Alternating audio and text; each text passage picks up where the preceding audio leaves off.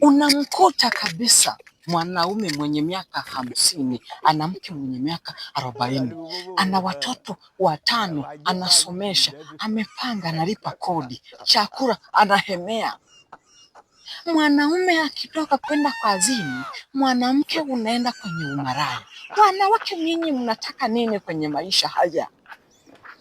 Badala mwanamke wewe mume wako akitoka kwenda kazini, unapiga goti unamwombea kwa Mungu wako, ampe baraka huko aliko, afanikiwe kwenye mambo yake. Akitoka tu mmeo, unaenda kwenye umaraya.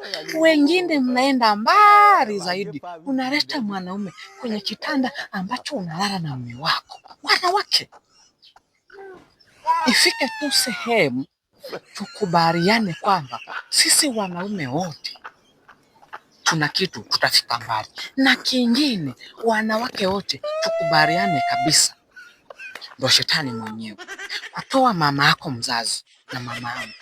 Ila hawa wanawake mliooa, hawa ndo shetani mwenyewe. Tunatafuta shetani. Shetani unakaa naye ndani, unamlea, unamhudumia shetani.